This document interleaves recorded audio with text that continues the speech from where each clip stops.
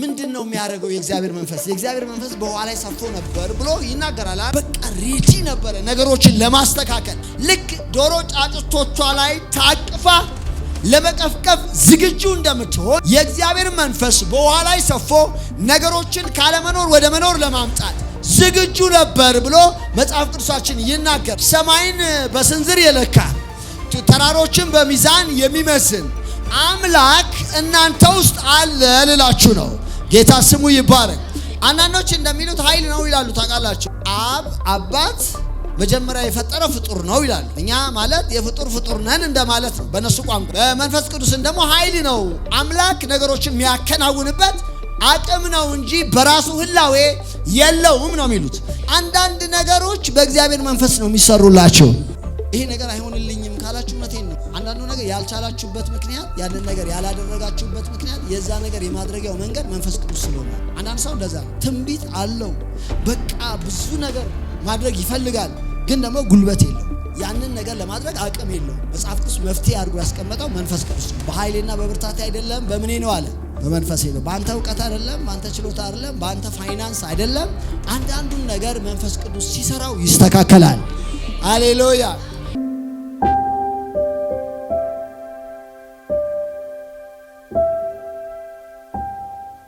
ክብር ለኢየሱስ ሲሆን የማይታየው አምላክ ደግሞ አምላክነቱ አለመታየት የእግዚአብሔር አምላክነት ነው። አለመታወቅ ራሱ የእግዚአብሔር አምላክነት ነው። እግዚአብሔር ራሱን ሊገልጥ በፈቀደ መንገድ ለሰዎች ይገልጥላቸዋል እንጂ ሰዎች እግዚአብሔርን ፈልገው ምን አይሉትም፣ አያገኙትም። ስለዚህ እግዚአብሔር ሊታወቅ የሚችል ማንነት አለው፣ ደግሞም የማይታወቅ ማንነት አለው እና ስለ መንፈስ ቅዱስ ስንማር ሊታወቅ የሚችለውን ራሱን የገለጠባቸውን መንገዶች እንነጋገራለን እንጂ አምላክ ስለሆነ አውቀን አንጨርሰው። ክብር ለኢየሱስ ሲሆን ምንም እንኳን ጌታችን ኢየሱስ ክርስቶስ ዓለም አያውቀውም፣ እናንተ ግን በእናንተ ውስጥ ስለሚኖር ታውቁታላችሁ ቢልም እንኳን ግን የምናውቀው የተገለጠልን ያክል ነው እንጂ መንፈስ ቅዱስ ሊታወቅ የሚችል አምላክ አይደለም፣ ወይንም አውቀን የምንጨርሰው አምላክ አይደለም። ግን የማስተምርበት ዋነኛ ሐሳብ ምንድነው?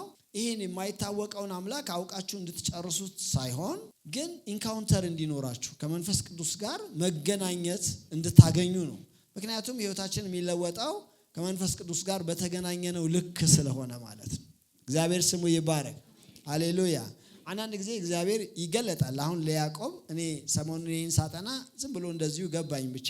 ለያዕቆብ ተገልጦለት ያውቃል። በህልም ተገለጠለት። ዘፍጥረት ምዕራፍ 28 ላይ ተገለጠለት፣ አወራው። እኔ የአባቶች አምላክ እግዚአብሔር ነኝ፣ ለአብርሃም ለይስሐቅ የተገለጥኩት እኔ ነኝ፣ ደግሞ ይህንን የተኛህበትን ምድር እሰጥሃለሁ፣ ባርክሃለሁ ብሎ ብዙ ነገር አወራው። ነገር ግን ትክክለኛ መገናኘት ግን አልተገናኘውም። ታውቃላችሁ ሄዶ ባርነት ለ20 ዓመት ከቆየ በኋላ ሲመለስ ያቦቅ ወንዝ ጋር ሁሉን አሻገረና ብቻውን ቀረ። አንዳንድ ጊዜ እግዚአብሔር እንደዛ አይነት ጊዜ የሚጠብቅላቸው ሰዎች አሉ። ብቻችሁን ሲያገኛችሁ የሆነ ነገራችሁን ይሰብረዋል። የሆነ አላስነካም ብላችሁት የቆያችሁትን ነገር አስጠብቃችሁት የኖራችሁን ሰብሮ ይገናኛቸዋል። ታግሎ ሊነጋ ሲል ሹልዳውን መታውና ሰበረው። ከዛ እያነከሰ ወጣ። ምናልባት ልጆቹ እና ሚስቶቹ ሊሉት የሚችሉት ምንድን ነው? ይችን ያቦቅ ወንዝን ሲሻገር ወድቆ ነው የሆነ ነገር ሆኖ ነው ምናምን ነው የሚሉት። ነገር ግን አምላክ አግኝተው ሰብሮት ነው። አንዳንዴ እግዚአብሔር በውስጥ ይሰብራችሁና በውጪ ሰዎች የሆነ ኮሜንት እንዲሰጡ ያደርጋል። እንደዛ እንዲያደርጋችሁ ነው መጸለያው። እግዚአብሔር ይገናኛቸው። የዛኔ ስምህ ማን ነው? አሁን ማታለል አልቻለም። ያዕቆብ አባቱን አታሏል። አይኑ ደካማ ስለነበረ ግን የማያታልለው ያዘውና እዛ ስምህ ማን ነው? እኔ ያዕቆብ ነኝ። ከዚህ በኋላ እስራኤል ትባላለህ፣ ስምህ ተቀየርክ አለው። አሁን የባርነት ጊዜ አብቅቷል። አሁን አባት ነህ። በቃ እግዚአብሔር ስሙ ይባረክ። እንደዚህ አይነት ኢንካውንተር እንዲኖራችሁ ነው ማካፈል። ይሄንን እንደዚህ አይነት መነካካት አምላክ ነክቶት የማይለወጥ ስለሌለ አምላክን እግዚአብሔርን ፊት ለፊት አገኘሁት ሰውነቴ ድኖ ቀረ ይላሉ አይደል አባቶች። ልክ እንደዛ እግዚአብሔርን አገኙትና በሁለንተና መዳን ይሁንላቸው። ስለዚህ ማስተምርበት ዋነኛ ነገር መንፈስ ቅዱስ አሁን በዚህ ዘመን ላይ በዋነኛነት በስራ ላይ አክቲቭሊ በቤተክርስቲያን በኩል እየሰራ ያለው እሱ ስለሆነ ስለሱ አስተምራለሁ። እሱ ደግሞ ሰዎችን በተለያየ መንገድ ይነካቸዋል፣ ይገናኛቸዋል። ለእናንተም እንደዛ እንዲሆንላችሁ ስላሰብኩኝ ነው እንጂ የመንፈስ ቅዱስ ትምህርት እናንተ በደህንነት ተምራችኋል አይደል? ስላሴ ሲባል አብ ወልድ መንፈስ ቅዱስ አንድ አምላክ፣ አብ እንደዚህ ወልድ እንደዚህ መንፈስ ቅዱስ እንደዚህ ብላችሁ ታውቁታላችሁ አይደል? በንባብ ደረጃ ትረዱታላችሁ ብዬ አስባለሁ። እሱን ማወቅ ጥሩ ነው፣ ግን ደግሞ ከዛም ያለፈ ነው። እኔም ማምነው ከደህንነት ትምህርት ያለፈ ነው አምላክ። ደህንነትን ከመማር ያለፈ ነው። ምክንያቱም ፐርሰን ስብዕና ያለው ነገር ስለሆነ ከሰዎች ጋር መገናኘት፣ መንካት፣ መዳሰስ፣ ፈቃዱን ማሳወቅ፣ መንገድ መምራት እንደዚህ አይነት ነገሮችን የሚፈልግ አምላክ ስለሆነ ፐርሰን የሆነው ነው። አሁን እዚህ ለምሳሌ 100 ሰው ወይም 150 ሰው ብንሆን 151ኛ አለ እኮ አንድ ማይታይ ከሱ ጋር እንድትገናኙ ነው ዋናው ታርጌቴ ማለት ነው። ጌታ ይባረክ። ስለዚህ እንደ መነሻም የሆነኝን የመጽሐፍ ቅዱስ ክፍል ከኢሳይያስ ምዕራፍ 40 ቁጥር 12 ጀምሮ እስከ 15 ያለውን ምናልባት 3 ቁጥሮች ነው ማነበው፣ ግን በጣም ስለ መንፈስ ቅዱስ አንኳር የሆነ ነገር ነው የሚናገረው። እዚህ ክፍል ላይ ብቻ የምቆምበት አይደለም። ከዘፍጥረት ጀምሮ እስከ ራእይ ድረስ ወጣ ገባ እያልኩኝ ነው ማስተምረው ትምህርቱን፣ ግን ለመነሻ ያንን ጠቅሰዋለሁኝ። በጣም በሚደንቅ አይነት ሁኔታ እንድትረዱ ትፈልጋለሁኝ። እኔ ገርሞኛል፣ እናንተም እንደዛ እንዲሆንላችሁ። ኢሳይያስ ምዕራፍ 40 ቁጥር 12 እንደዚህ ይላል፣ መንፈስ ቅዱስ በእኔ ውስጥ አለ በሉ እስቲ። እና የምትሉት አምላክ እናንተ ውስጥ አለ? እርግጠኞች ናችሁ? መንፈስ ቅዱስ ውስጥ ያለ ሰው አለ ሁላችሁ ውስጥ። እግዚአብሔር ስሙ ይባረክ። ይሄ አለ የምንለው መንፈስ ቅዱስ ምን ዓለም ከመፈጠሩ በፊት ምን እንዳደረገ ዝርዝር ነገር መጽሐፍ ቅዱስ ይናገራል። ምን እንደሰራ፣ እንደዚህ ነበረ፣ ውሆችን በፍኝ የሰፈረ ነው፣ እንደዚህ ያደረገ ነው ምናምን ብሎ ይዘና ከዚህ ይህንን መንፈስ ቅዱስን ያማከረው ሰው ማን ነው? ያን ሲሰራ ሲያደርግ የሆነ ነገር ሲያደርግ ማን ከሱ ጋር ነበር ብሎ ጥያቄ ስለሚያነሳ በደንብ እንድታስቡ ትፈልጋለሁ። እንደዚህ ይላል፣ ውሆችን በፍኝ የሰፈረ፣ ሰማይን በዝንዝር የለካ፣ የምድርን አፈር በመስፈሪያ ሰብስቦ የያዘ፣ ተራሮችን በሚዛን ኮረብቶችንም በሚዛኖች የመዘነ ማን ነው? በደንብ አድርጋችሁ ስሙ።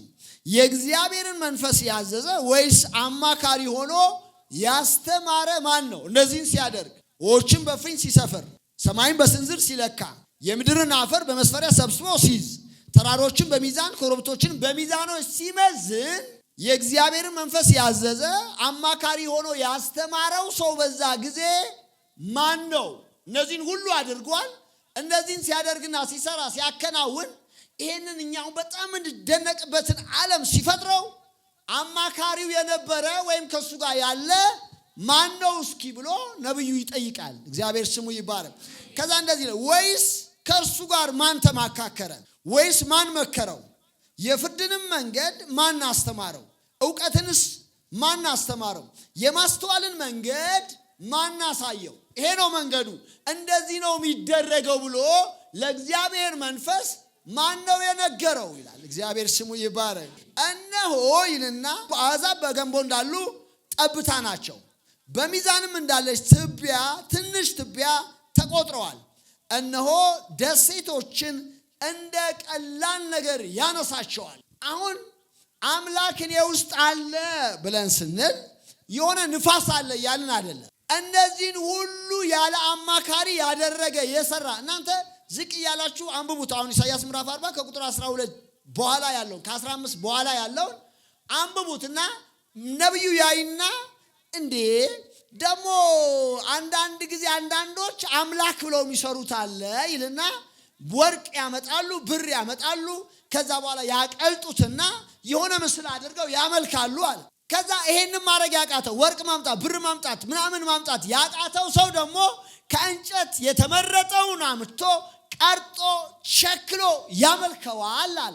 ይሄኛው ግን እንደዛ አይደለም። አንተ የምትቀርጸው አንተ የምትሰራው ሳይሆን እሱ ራሱ ከዘመን በፊት ሃሌሉያ ነገሮችን ካለመኖር ወደ መኖር ያመጣቸው ነው አለ።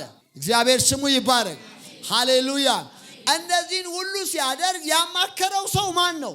ወይንም ከፍጥረት መካከል ከመላእክት መካከል ማን ነበረ አብሮት የእግዚአብሔርን መንፈስ ይላል። እግዚአብሔር ስሙ ይባረክ። ሃሌሉያ። እንደምታውቁት መጽሐፍ ቅዱሳችን እግዚአብሔር አምላክ በመጀመሪያ ሰማይና ምድርን ፈጠረ። ምድር ባዶ ነበረች፣ አንዳች አልነበረባትም፣ ጨለማ በጥልቁ ላይ ነበር ብሎ የእግዚአብሔር መንፈስ ሃሌሉያ ምንድነው የሚያደርገው? የእግዚአብሔር መንፈስ የእግዚአብሔር መንፈስ በውሃ ላይ ሰፎ ነበር ብሎ ይናገራል። በቃ ሬዲ ነበረ ነገሮችን ለማስተካከል ለመስራት ማለት ነው።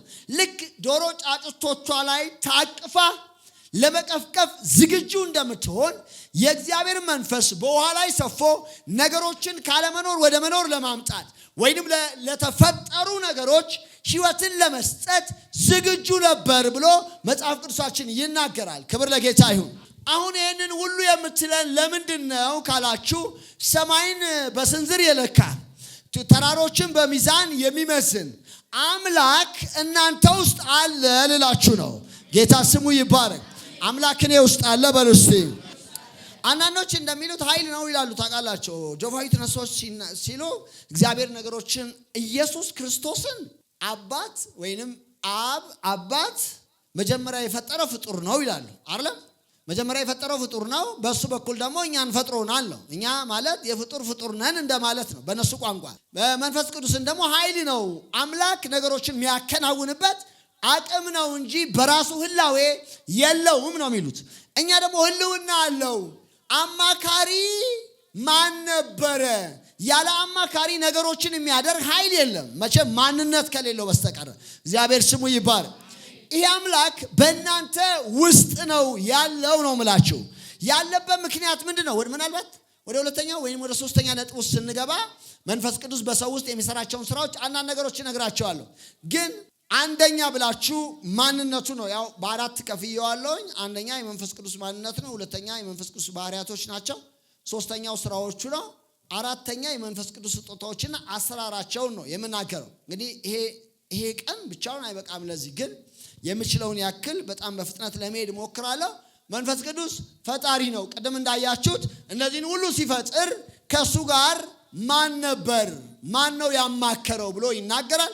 ከዛ ደግሞ ኢዮብ 33 ቁጥር 4 ላይ የእግዚአብሔር መንፈስ ፈጠረኝ፣ ሁሉን የሚችል አምላክ እስትንፋስ ሕይወትን ሰጠኝ ይላል። ስለዚህ የእግዚአብሔር መንፈስ ምንድነው ማለት ነው? ፈጣሪ ነው። የእግዚአብሔር መንፈስ ፈጠረኝ፣ ሁሉን የሚችል አምላክ ብሎ ደግሞ ይጠራዋል። ሕይወትን ምን አለኝ ይላል?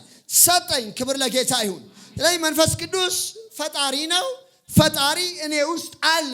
ሃሌሉያ። እግዚአብሔር ሊያደርግ የሚችለው የመጨረሻውን ማድረግ አድርጓል። አምላክ የእግዚአብሔር ዞይ የሆነው የመለኮት ሕይወት በዚህ ምድር ላይ መኖር አይችልም። ማንም ሰው የአምላክን ሕይወት መኖር አይችልም። ስለዚህ መኖር ስለማይችል አምላክ የመጨረሻው አማራጩ ምንድነው? ራሱ በሰዎች ውስጥ ኖሮ ማስኖር ነው።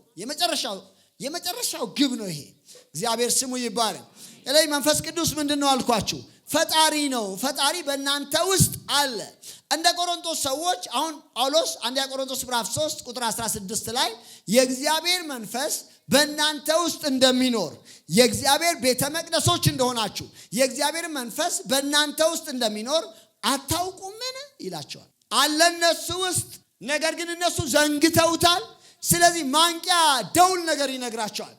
የእግዚአብሔር ቤተ መቅደሶች ናችሁ፣ የእግዚአብሔርን መንፈስ በእናንተ ውስጥ አለ ይላቸዋል። ለምንድን ነው እንደዛ የሚላቸው? ምናልባት በሕይወታቸው ደክመው ሊሆን ይችላል።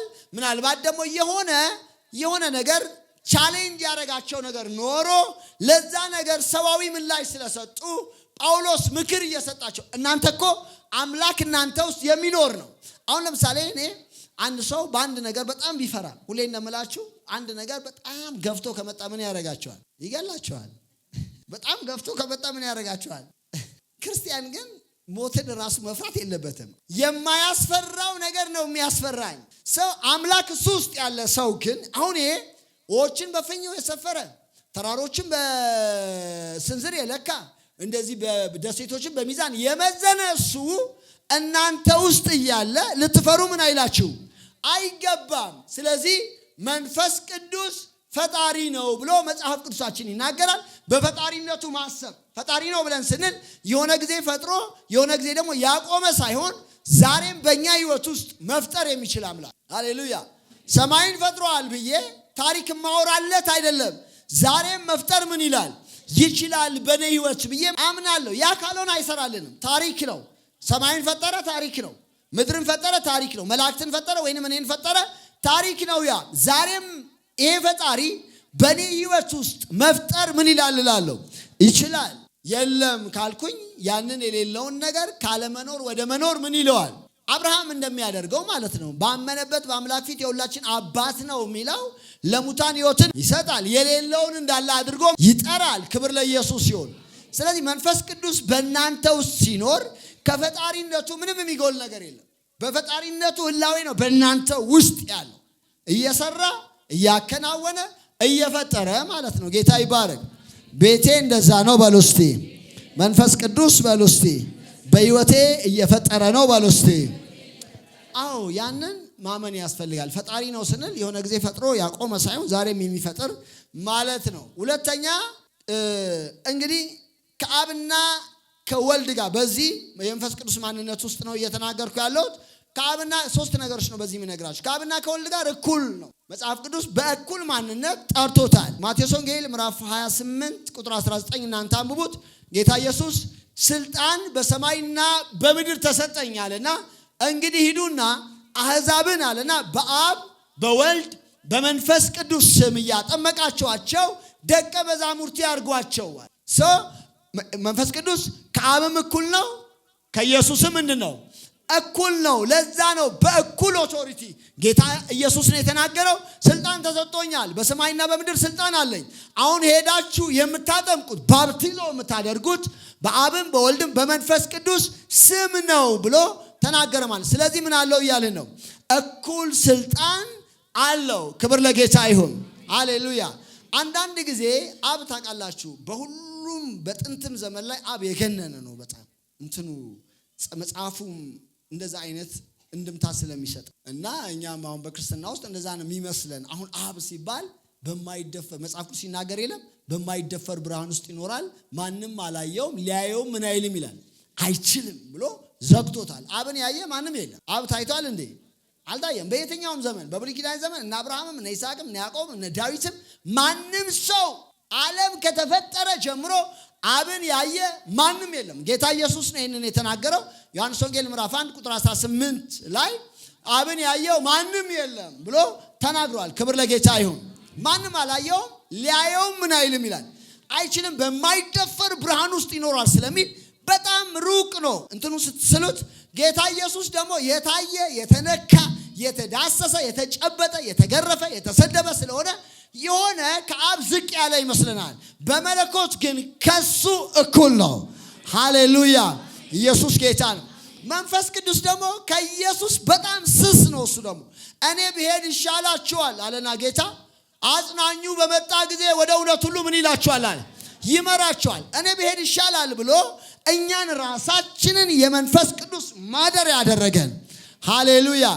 በእኛ ውስጥ ስለሚኖር ሰማይና ምድርን የሚገዛ አይመስለንም፣ ትንሽ ዝቅ የሚል ይመስለናል። መጽሐፍ ቅዱስ ግን ከአብና ከወልድ ጋር መንፈስ ቅዱስ ምንድን ነው ይለናል? እኩል ነው። ሃሌሉያ። በእኛ ውስጥ ያለው እሱ ሰማይን ይገዛል፣ ምድርን ይገዛል፣ ያስገባል፣ ያስወጣል፣ ያስተዳድራል። ታምናላችሁ ይሄንን? በእናንተ ውስጥ ያለው ጌታ፣ በእናንተ ውስጥ ያለው መንፈስ ቅዱስ በእናንተ ውስጥ ሆኖ የሰማይን ፊት እንደሚያድስ ታውቃላችሁ። መንፈስን ትልካለህ እነሱም እንደገና ይፈጠራሉ እንደሚፈጥር ታውቃላችሁ። በእናንተ መጽሐፍ ቅዱስ ነው የሰማይን ፊት ታድሳለህ ይላል አይደል? በእኛ ውስጥ ያለው መለኮት የሰማይን ፊት የዚህ ያህል እውቅና ተሰጥቷላችሁ። መጽሐፍ ቅዱስ ግን ከአብና ከወልድ ጋር እኩል ነው ብሎ ይናገራል ማለት ነው። ሐዋርያት ሥራ ምዕራፍ 5 ቁጥር 3 እስከ 4 ድረስ ያለው እናንተ ታውቁታላችሁ። አናንያና ሰጲራ የሚባሉ ሰዎች መንፈስ ቅዱስን ለማታለል ሞከሩ። ጴጥሮስ እዛ ጋር የተናገረውን ቃል ላንብብላችሁ። ጴጥሮስም ሐናንያ ሆይ መንፈስ ቅዱስን ታታልል ዘንድ ከእርሻህም ግምት ከፍለህ ታስቀር ዘንድ ሰይጣን ስለምን በልብህ ሞላ? ሰውን ሳይሆን እግዚአብሔርን ምን ብለሃል አለው፣ ወሽታል። ከላይ ሲናገር መንፈስ ቅዱስን ታታልል ዘንድ ሰይጣን በምንድነው በልብህ የሞላው አለውና ታች ወረደና እግዚአብሔር እንጂ ሰውን ምን አላልክም አለው። አልዋሸም። የዋሸኸው ማንን ነው አለው። ከላይ ያታለልከው መንፈስ ቅዱስን ነው አለና ታች ሲወርድ ግን ራሱን መንፈስ ቅዱስን እግዚአብሔር ብሎ ጠራው ማለት ነው። ስለዚህ መንፈስ ቅዱስ ራሱ እግዚአብሔር ነው። ክብር ለጌታ ይሁን። ኢየሱስ ጌታ ነው። ሃሌሉያ። ቅድም የተናገርኩት የመጽሐፍ ቅዱስ ክፍል 1 ቆሮንቶስ ምዕራፍ 3 ቁጥር 16 ላይ ራሱ መንፈስ ቅዱስ እግዚአብሔር መሆኑን ይናገራል። እንደዚህ ይላል፣ የእግዚአብሔር ቤተ መቅደስ እንደሆናችሁ የማን አለ? የማን ቤተ መቅደስ ናችሁ አለ? የእግዚአብሔር ቤተ መቅደስ እንደሆናችሁ የእግዚአብሔርን መንፈስ እንደሚኖርባችሁ አታውቁምን አለ ማለት ነው።